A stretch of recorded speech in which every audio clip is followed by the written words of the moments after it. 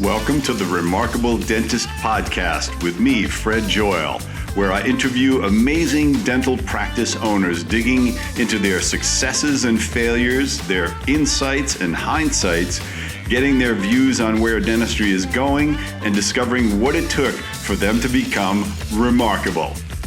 Welcome to the Remarkable Dentist Podcast. I'm here with Dr. Laurentis Barnett, whose practice is in Madison, Alabama. And we're going to hear his really interesting story, all of the things that he's involved in, how he got involved in this career, and how he gives back.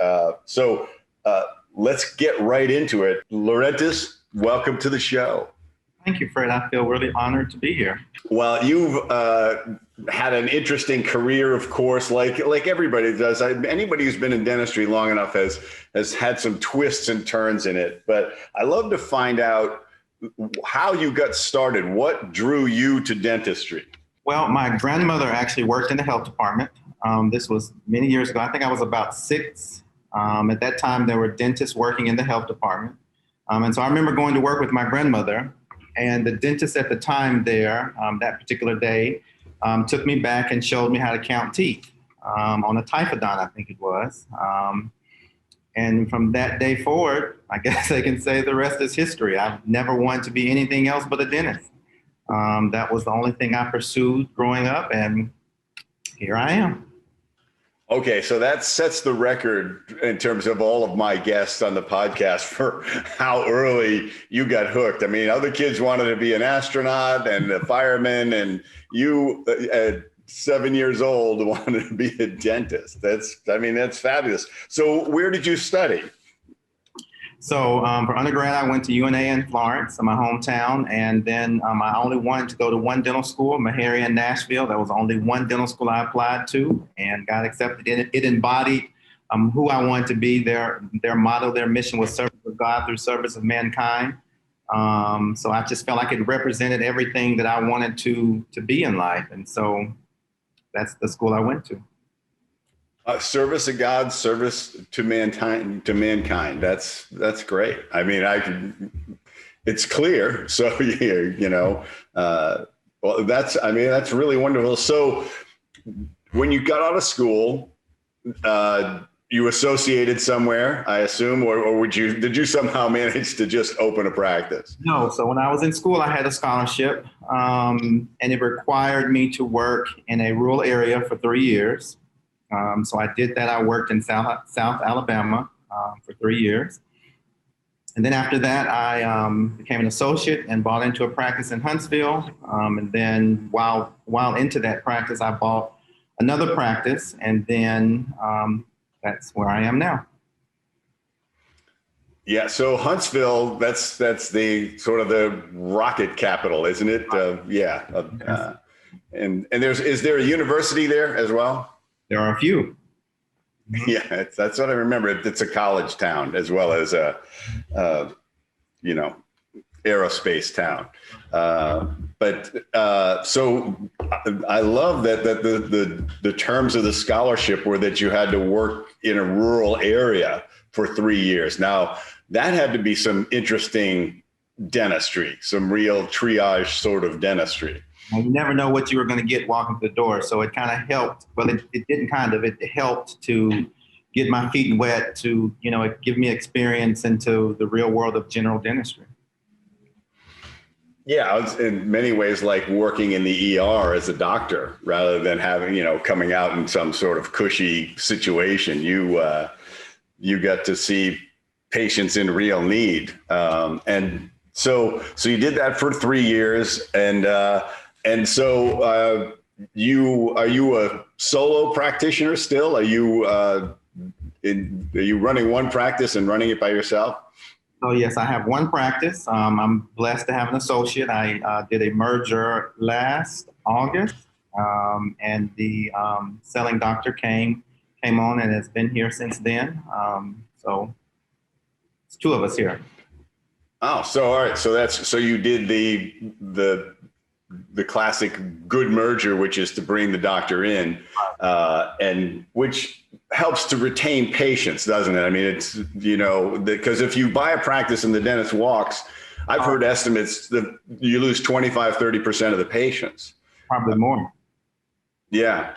Because, especially if he's a solo practitioner or she's a solo practitioner, they're used to that dentist. That's it. The loyalty is to one individual. A lot of them won't give you a chance. They'll just say, "Oh, you're moving or you're sold. I'm just going to go somewhere else." So it's been great to have her here making the transition.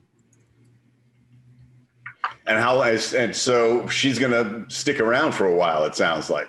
Yeah, I mean, it's been great. Our relationship is great. I think she's happy. So I'm hoping that she'll be here for a while.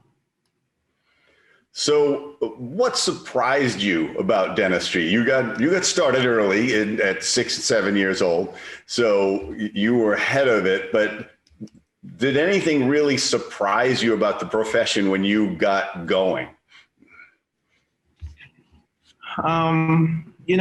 I think as a dentist, there's a lot that we have to do as being an owner, from doing the dentistry, running the business, leading your employees, and then doing it right. That can be a lot, especially if you want to do it right. Do your dentistry right, and then run a successful business, and then lead your people right, which is one of the things that Fortune helps us with. Fortune Practice Management. And that can be taxing as well. And then when you have a busy practice, it can be taxing on your body. Like one of the things I've been dealing with is I've been having a little back pain here lately. So those are the things that and then in dental school, they teach you how to be a dentist, but they don't teach you how to run the business.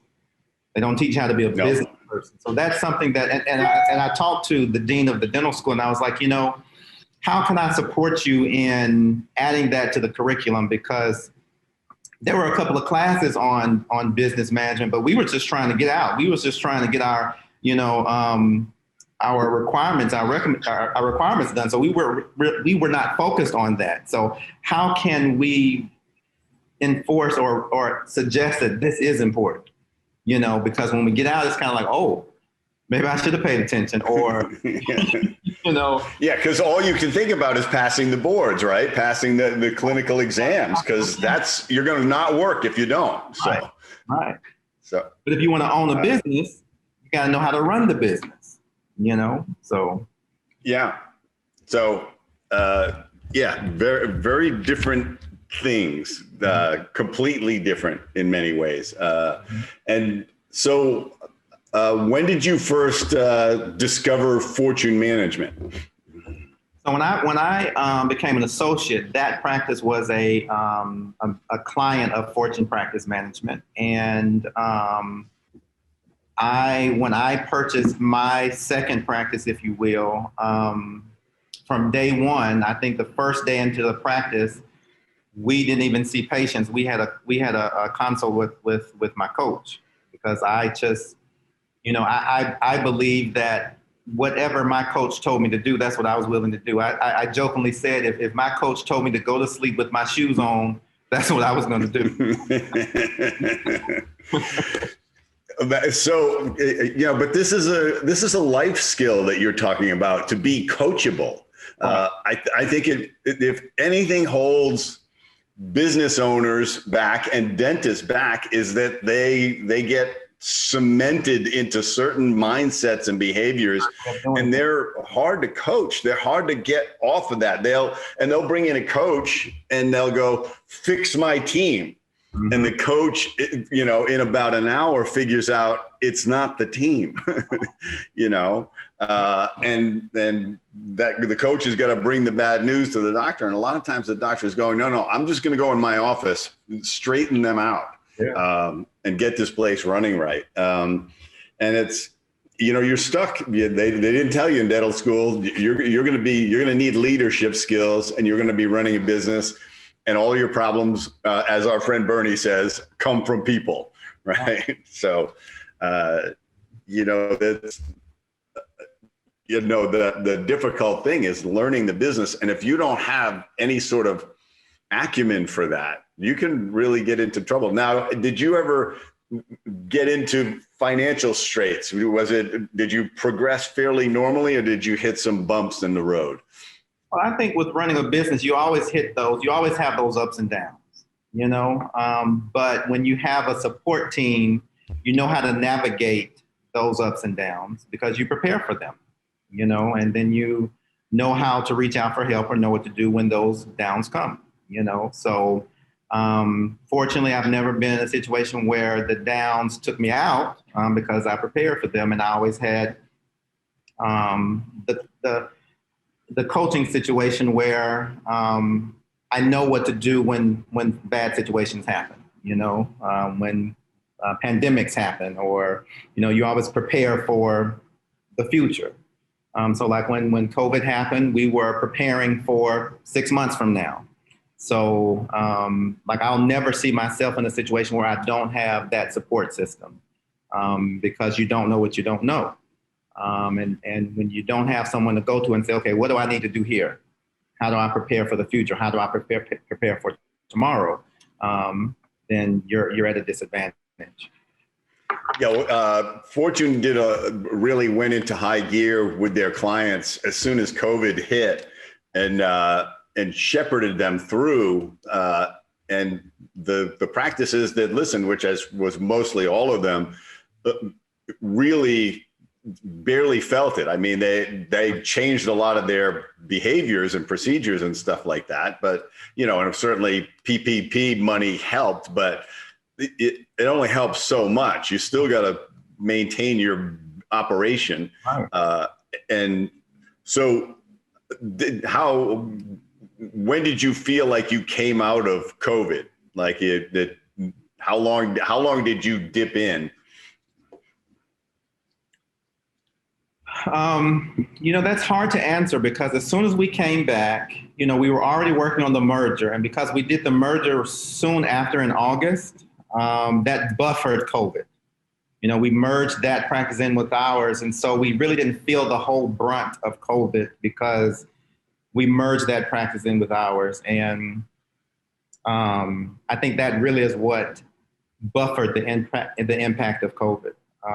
And then we were so proactive with doing our hygiene reactivation. So we just came back from COVID, with full throttle, So, those first few months, May, June, July, were a bit challenging, but we kept our finger on the pulse. And that's what I just kept saying every day. Let's make sure our finger's on the pulse.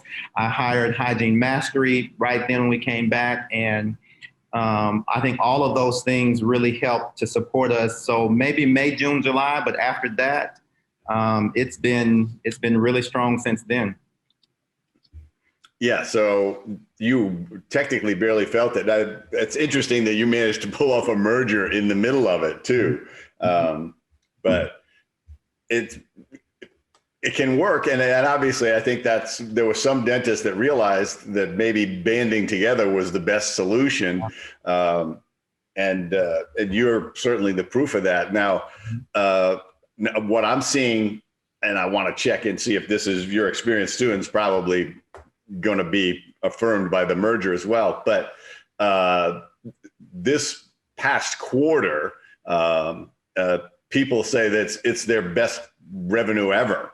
And is that your experience as well? So 2020 was my best year ever in practice. And we have been breaking records since then. Wow. Yeah, that wasn't my year. 2020 was, it was my lowest income year since 1988. But I don't have a dental practice. One more reason I should have been a dang dentist instead of an admin. It's not too late, Fred. Exactly. Right. My body's already falling apart. I got that covered, so, so one of the focuses of your practices is giving back. And I know you put a lot of energy into that. But I think you got started right. You came out of school and basically it was, part of the deal. Part of your scholarship was to give back. And I think, so talk about that whole experience of what that what that gave you and then where it led. So, Meharry was founded because there was a salt truck farmer, salt truck family, the Meharry brothers, whose salt truck broke down. And they went to this house who let them stay there the night. And they said, the next morning we'll come back and we will repay you by basically building a college for Black people. And they did that. They stayed true to what they did, and that became Meharry Medical College. And it just wasn't a dental. It grew to what it is now.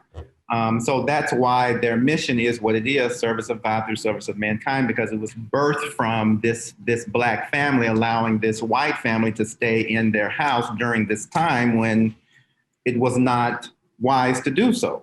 So what's the time frame on that? If you know, I mean, I'm going to look it up and find out because I'm fascinated by it. I don't remember the exact date. 1870 is coming to mind, but I don't remember the date. So okay. And how do you spell that college? Just Meharry. So I'm a pastor as well. Mission is the core of who I am, and so I go to Haiti. So I started going to Haiti in dental school. So I've been going to Haiti for the past 12 years. Last year was the first year because of COVID that I did not go. Have not been back since because it's turbulent over there right now. We do a lot of things in the practice, from Freedom Day to last month we did a Battered Women's Day where we provided free service and had the community involved to give other things to women who have been victims of domestic violence. We pride ourselves to implement mission and give back to our practice, so that that's the thread of our practice as well. And so, how is your team going along with that? Are they aligned with that? Absolutely. So on those days, everybody works for free. But the reality is, when it comes time to put in payroll, I pay them for it anyway. Because when it comes, when we do a debriefing from it, and they said, Doc, these are the best days ever. Like, let's add more to the schedule. We plan our time economics model, our days for the year, and we plan. What are we going to do every month for marketing, for external marketing, our free days, our give back days? And they always want to do more of those days. Who else can we bless? Who else can we be a blessing to? How else can we give back? Not for marketing, but just for the good of mankind. How can we be a blessing? And so it's not me driving, it's them. And I don't plan those days. Like they like, there's a source for the the Battered Women's Day. There was one of the team members who led it. They divided up everything. Someone's in charge of food. Someone's in charge of, getting donations. Someone's in charge of everything. And I have no hands in it. They run it all, and they do an absolutely great job. And if my hands were in it, it would not be as successful. Let's face it, they're the organized people, right? Absolutely. So, I don't know what I would do without. Do their families get involved? Do their families show up for some of this stuff too? Yeah, so one of my hygienists who came with the merger, she was involved with I think she had her hands in everything, but she had the food, and it was like every 10 or 30 minutes, another company was bringing food. And I was like, dang, it's so much food. And her son came and stayed the whole day. And so it was just heartwarming to see, families involved, and it was just great. It was a great day.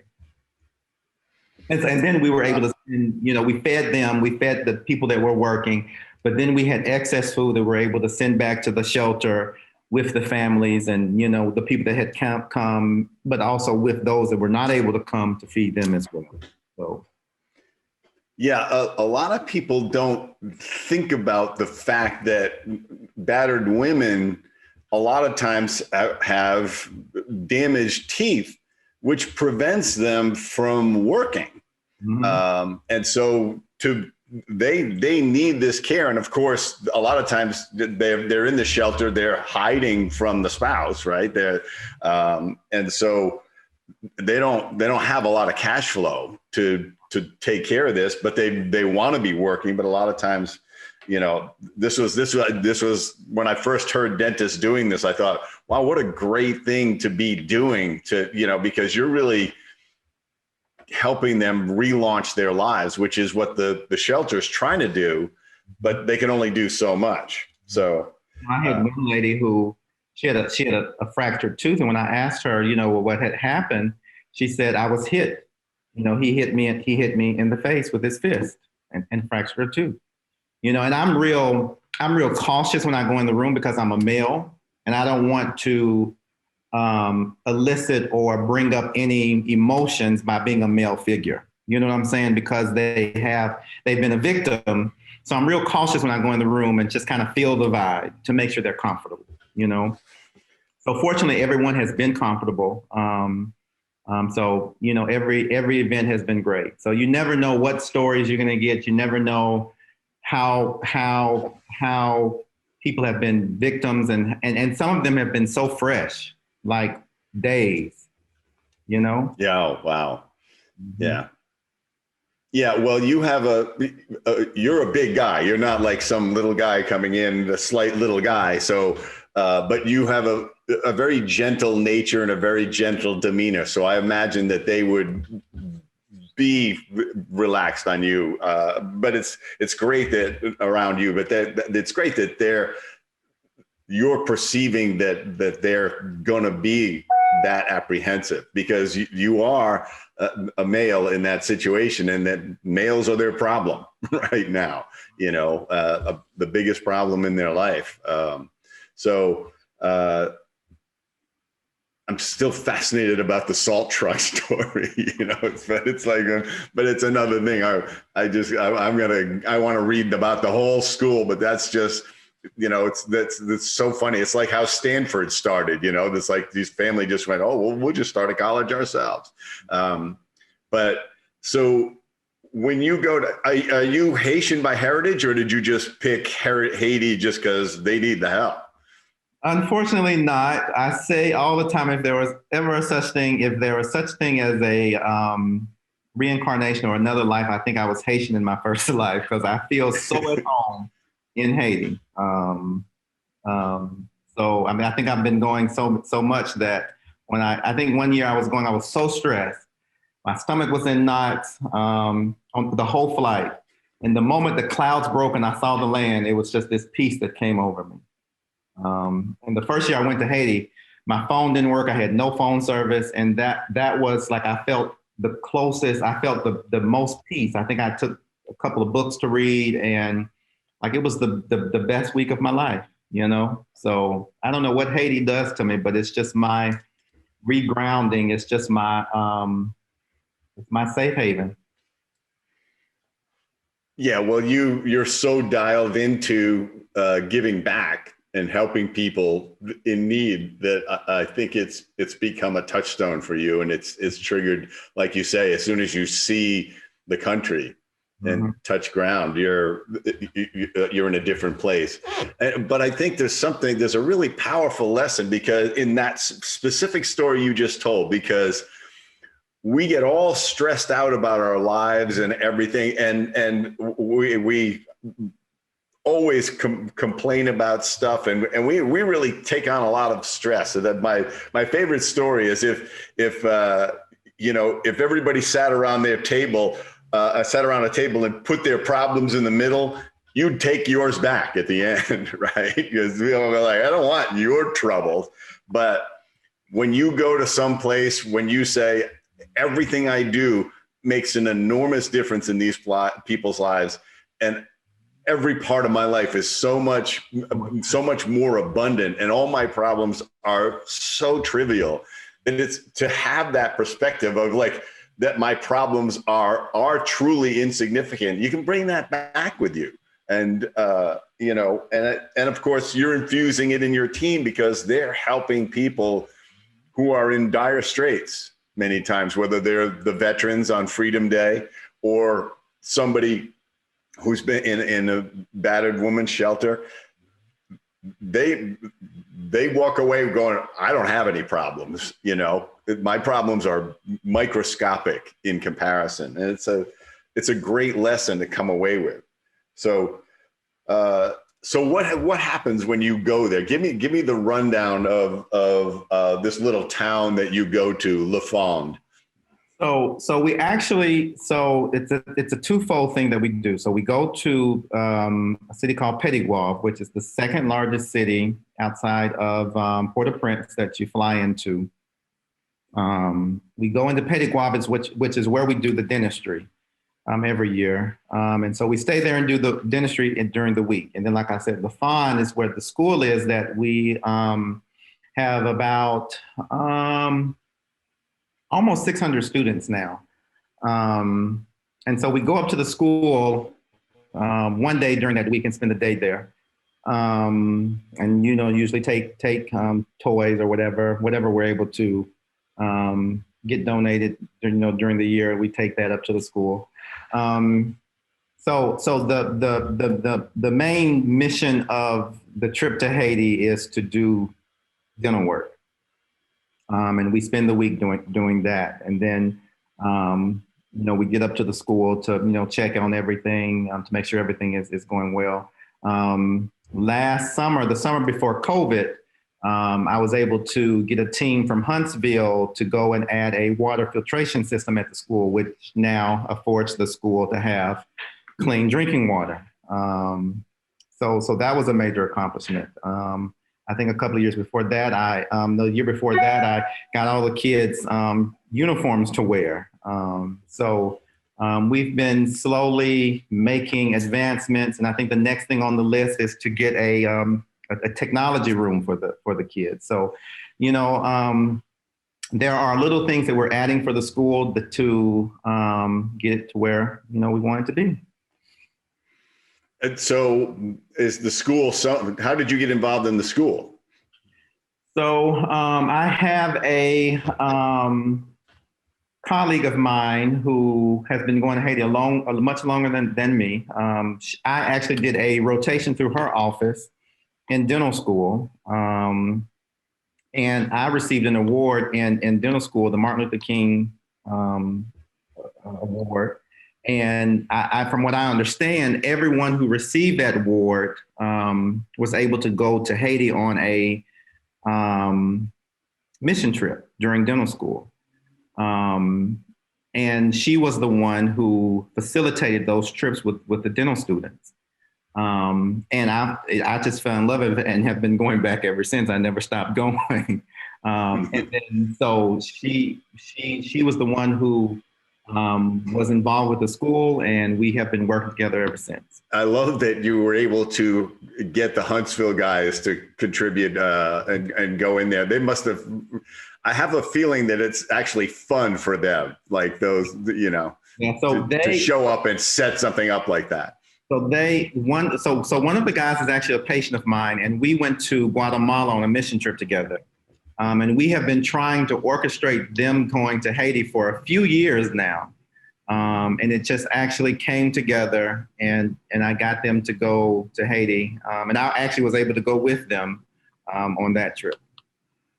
Well, and just in time, really, to get fresh water right before COVID hits, at the school. That's even more important. And the added benefit to that is that, the water not only supplies the school, but it supplies clean water to the whole community as well. Yeah, that's fantastic. Now, this little town where the school is, apparently it's a bit of a journey to get there. Yeah, it is. We had went up to, a memory I'll never forget. We had went up to the school with my colleague, she's a dentist as well, in Nashville, her sister-in-law. And we were in the back of the truck, the bed of the truck, and she was leaning on the rail. And when we had spent the whole day up, and when we came back down the mountain, she they had, anyway, to make a long story short, her whole backside was black and blue from from rattling against, because I think you told me earlier that it takes 3 hours to go 17 miles to the school. It's a bumpy ride, and it's a nerve-wracking ride because the some of the places, the cliff off it's right there. It's right there at you. So. I've been on those roads. Yes, it is nerve-wracking to look down and go, like, who's maintaining this road? Nobody is the answer. Yeah.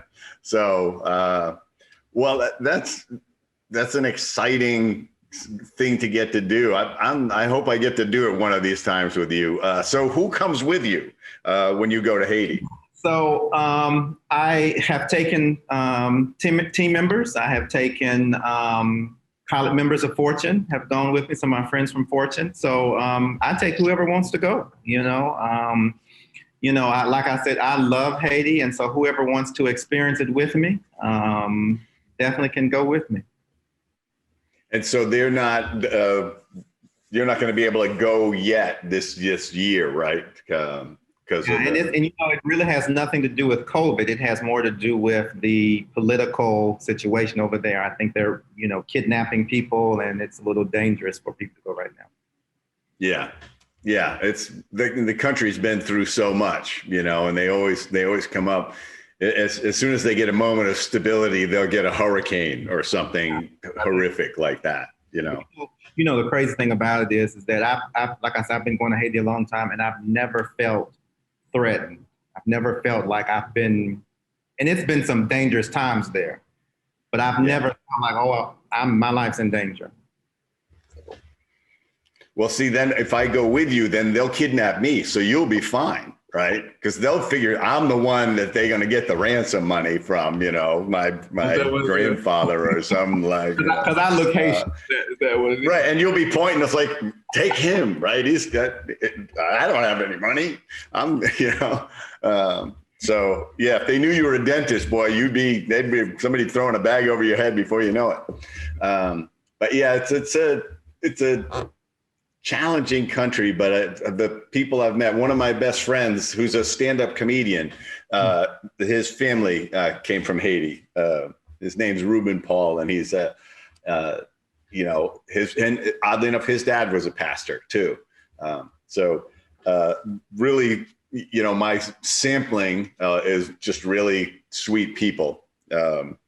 And so it's sad that country struggles like that, but it's really wonderful that you get to do that.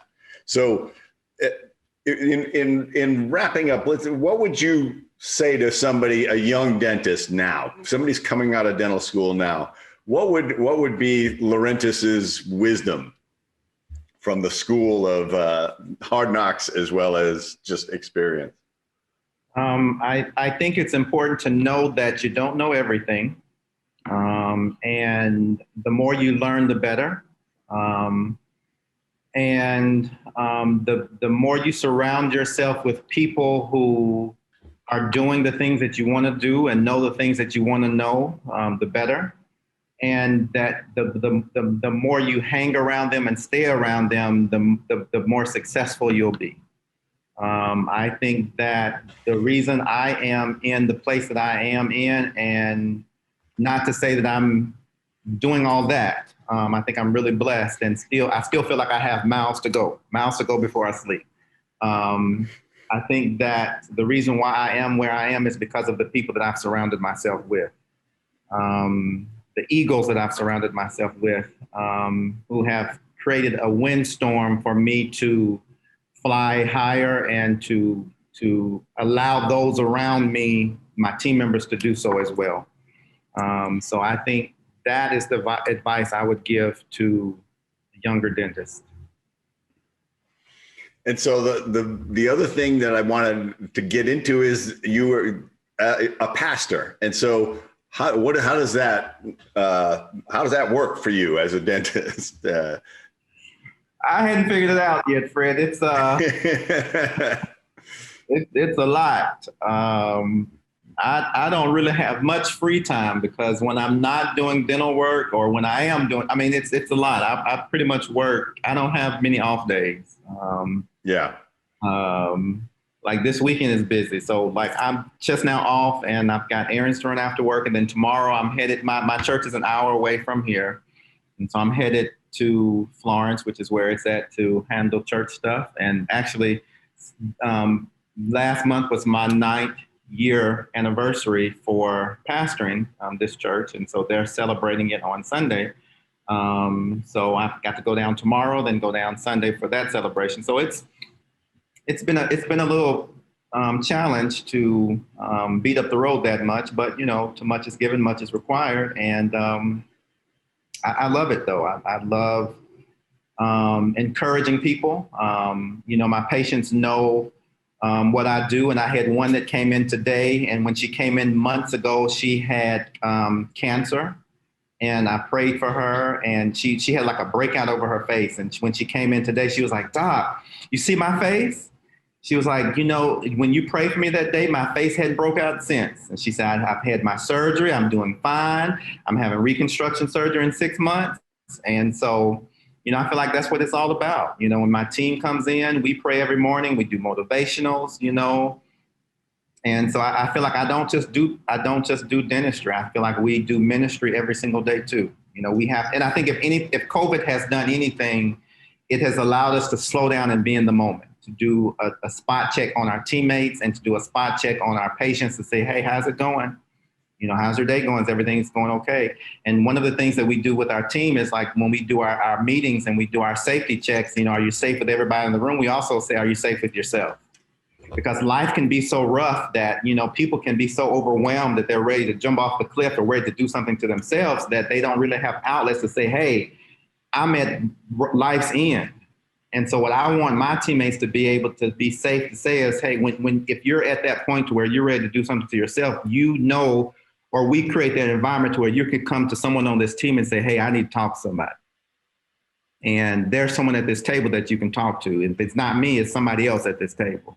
So that you don't do something that's permanent, that you have an outlet of somebody that you can talk to. So, well, that's beautiful and very inspiring. But that's what can be done. I mean, that the thing is, it's not just you; it's what dentistry can do. And I think that's one of the great gifts is it is so personal. The relationship can be so intimate, and that you can say, "Look, your well-being is important to me."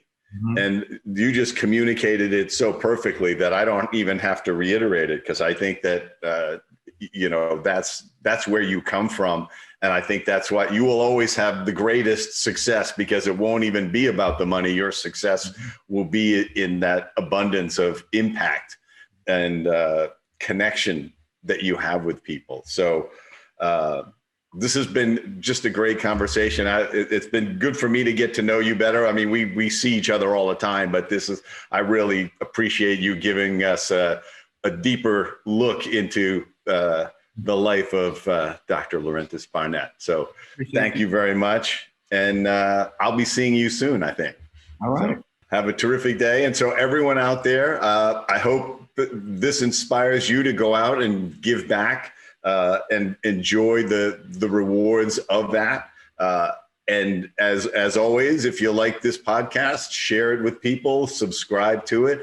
But most importantly, absorb the lessons and wisdom of people who've had these experiences, and go out there and keep on becoming remarkable.